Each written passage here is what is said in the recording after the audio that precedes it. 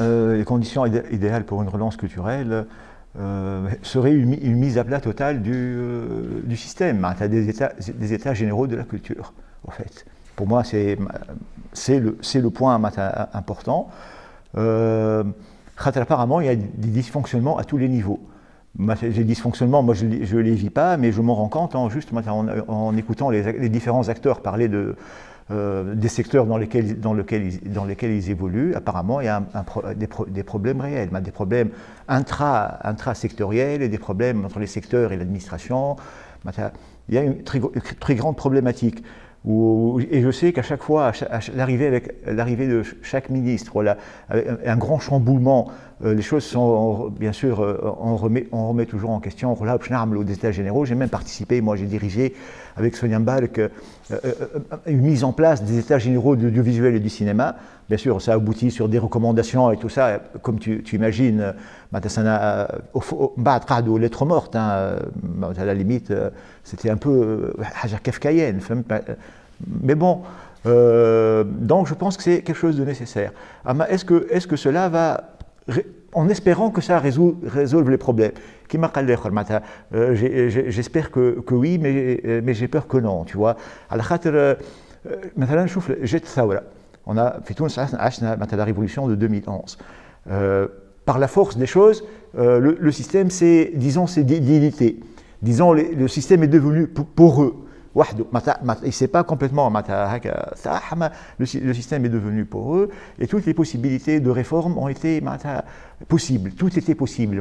On a vécu pendant 6 mois, ou 8 mois, ou une année dans un champ de possibles, de réinvention de la culture, de communion, tous les idéaux, la démocratisation ou la culture populaire, tout cela.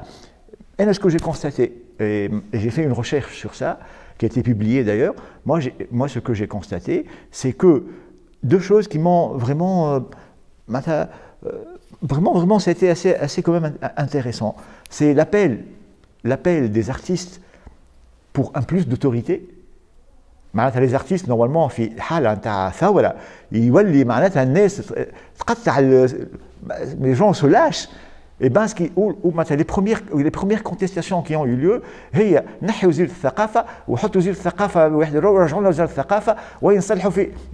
le cadre de toute la réflexion a été faite dans l'horizon du ministère de la Culture. C'est incroyable quand même. C'est vraiment une chose qui m'a extrêmement marqué. Un appel d'autorité.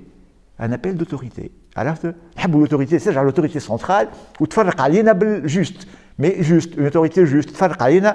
Ou l'autre aspect, c'est aussi le retour très très rapide. Le clientélisme, un clientélisme, تحت بورقيبه وبن علي معناتها كليونتيليزم وهو بورقيبه بن علي مش وحدهم راه في العالم عملوا كليونتيليزم خاطر معناتها حتى معناتها توا الناس يحكيوا على لونغ وميتيران Lang a été recruté par Mitterrand pour qu'il lui amène les nouvelles classes culturelles, la classe culturelle. C'est aussi fondé sur un système de clientélisme aliénage. Donc ça, le système clientéliste se transforme en système proto-syndicaliste pendant les quelques semaines de la Révolution. Dans un système plus ou moins corporatiste très très très prononcé. Chauffe les propositions les tables. Tawa ce qui évolue, on est dans mise en place d'un système presque du sectarisme. Vraiment, je pense, vraiment qui sont assez surprenantes.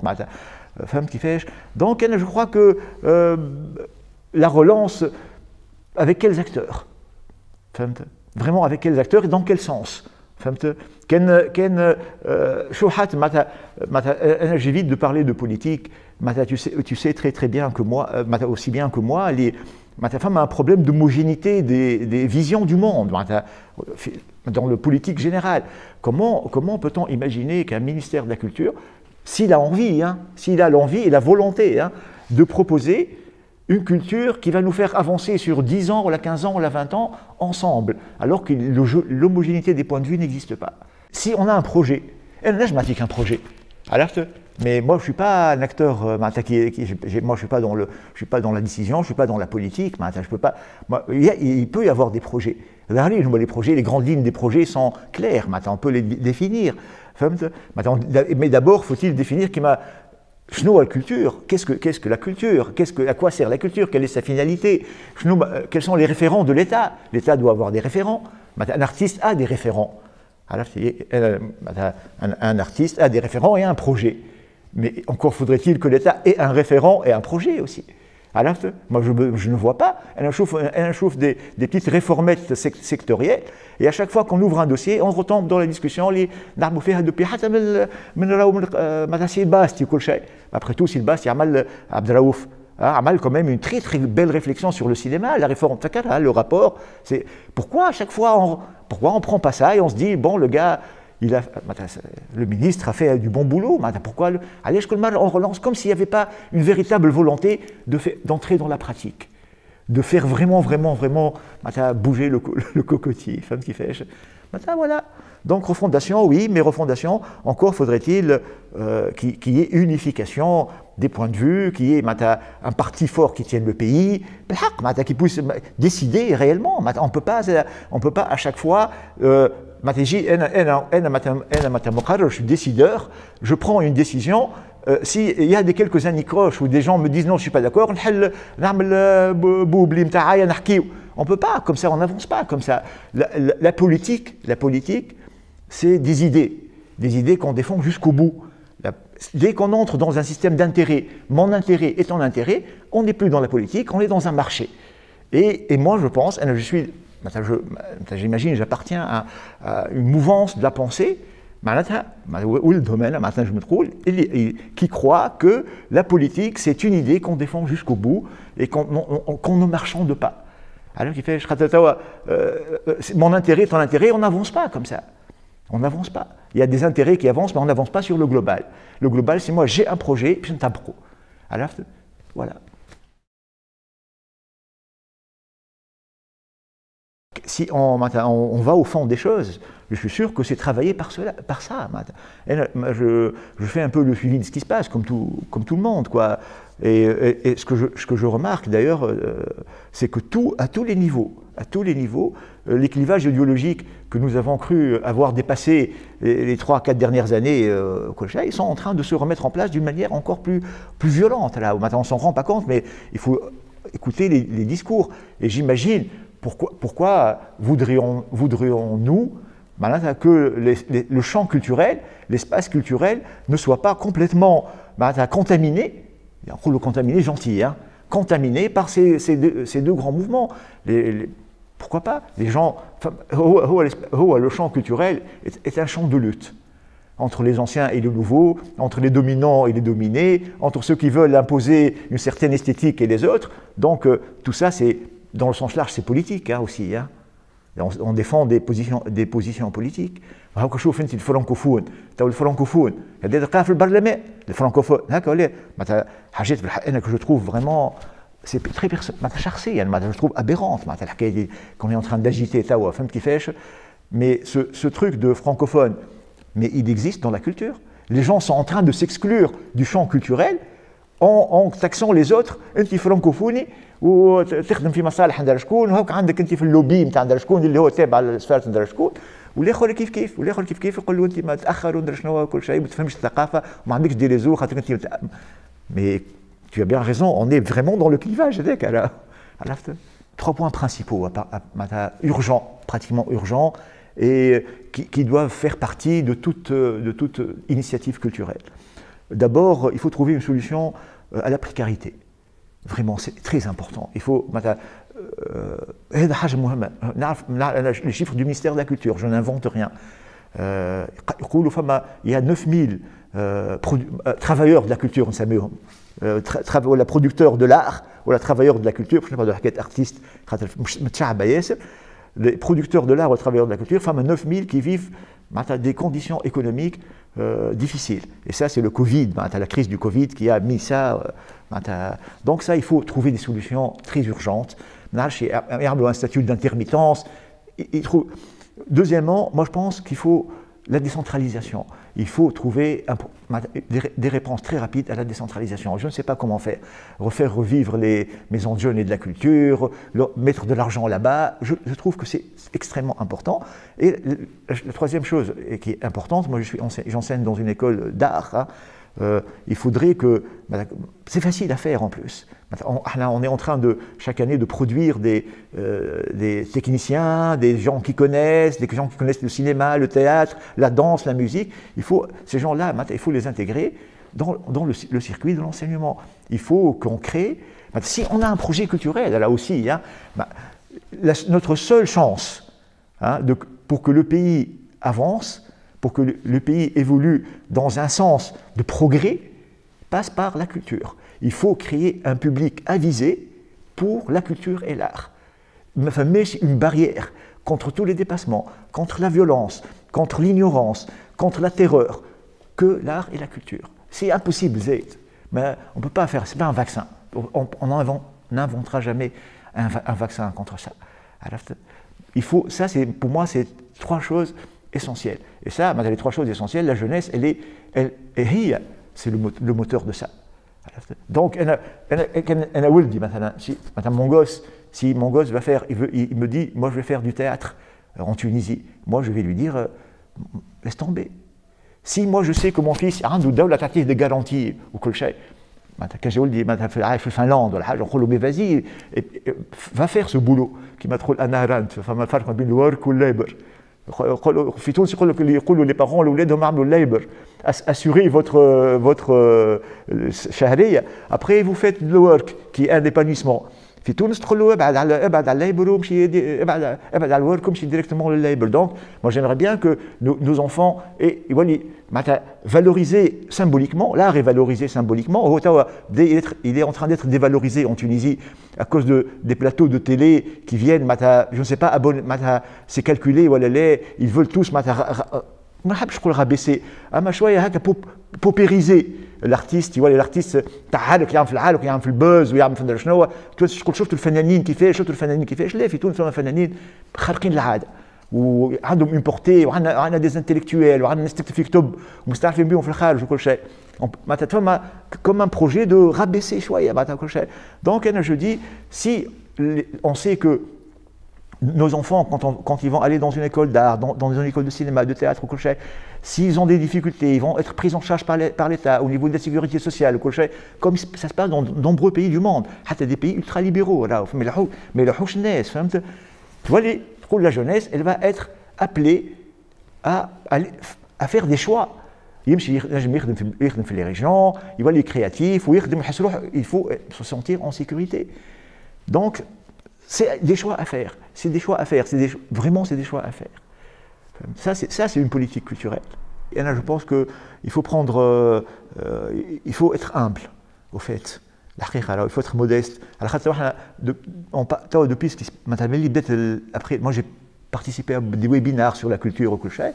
Ce que je remarque, c'est qu'il y a un aspect dont on ne parle pas. Bien sûr, l'économie est fondamentale. C'est par l'économie qu'on mange. Pour manger, on va au marché. C'est fini. On va au marché, donc le marché est important. Un aspect qui est en train d'être complètement voilé. C'est l'aspect spirituel. On ne parle pas. On en est où au niveau du spirituel dans l'art? Qu'est-ce qu'on propose? Il faut qu'on soit modeste. Nous sommes un petit pays. Nous avons une très grande histoire. Nous avons de très grands noms. Il faut qu'on soit fier de ça. C'est le glissement vers la grandiloquence. On a fait des discours depuis le Covid qui sont d'abord dénués de tout sens, pas dans le sens de est-ce que ça dit quelque chose, dans le sens philosophique du terme. La vie fait sens, l'art fait sens, l'art porte des valeurs. Mais je ne sais pas les valeurs les valeurs. Bien sûr, le néolibéralisme, il travaille sur tu sais très bien, sur la perte du sens au Colchet, mais bon, c'est pas le lieu, mais on n'est pas en train de parler de ça. On n'est pas en train de parler qu'est-ce qu'on veut faire, qu'est-ce qu'on veut pas faire, le sens qu'on veut donner aux choses. Donc, le débat est en train de vers ce que moi j'appelle l'écran de fumée technologique. Je sais l'écran de fumée technologique. C'est bien sûr, c'est pas moi qui ai inventé ça, hein, c'est des chercheurs FIFLA, ça mais l'écran, le numérique va résoudre nos problèmes. Startup Nation, elle va résoudre nos problèmes. La technologie, la numérisation, elle va résoudre le problème. On va se connecter au monde, on va se connecter ensemble, ça va résoudre le problème. C'est l'idéologie. Tu sais, après la Deuxième Guerre mondiale, après la catastrophe qu'il y a eu pour l'humanité, les Houds ou les pogroms, ou j'ai le communisme, ou Staline, il y a eu une perte de sens, au fait. Alors l'humanisme n'était plus porteur. L'humanisme, c'était l'humanisme, la rationalisation de la mort. C'est affreux ce qui s'est passé. Avec la perte de sens des idéologies dominantes, j'ai la communication, l'idéologie de la communication. Viennaire ou cybernétique ou quoi que ce qui fait que la technologie va résoudre tous les problèmes de l'humanité. Plus on va communiquer, plus on va être heureux. Et tu sais le piège dans lequel on est tombé. Plus on communique, plus l'information devient opaque. Donc maintenant, avec le numérique, les discours de numérique, les Startup Nation, ça m'inquiète. Ça m'inquiète parce que, et l'aspect spirituel, quand on parle de culture, c'est pas parce qu'on va mettre 2 ordinateurs, ou 5 jeunes في تطاوين يلعبوا بالدرشنو احنا باش نحلوا مشاكل الثقافه في بلاد اللي فيها. Il faut le répéter et le répéter et le répéter. 1,8 citoyens, 800 000 citoyens qui vivent dans des conditions de précarité et de pauvreté. Donc, nous sommes un beau pays, on a une très belle culture, et je crois qu'il faut construire sur ça. Et je trouve qu'il n'y a pas de continuité. La Tunisie, pendant un moment, pendant 20 ans, elle a été à la pointe du théâtre dans le monde arabe et africain.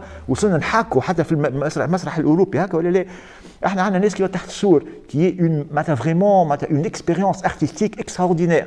Fini la continuité de Fini avec le côté, l'aspect de tunisianité, la belle Tunisie, qui fait que Nokta ou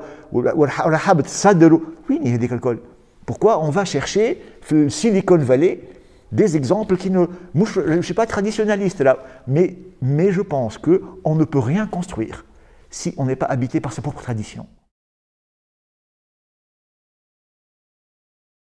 La période du Covid m'a permis de renouer avec des gens d'abord, de mettre en place des réflexions, mais jamais je n'ai pensé qu'on allait tirer des leçons. C'est par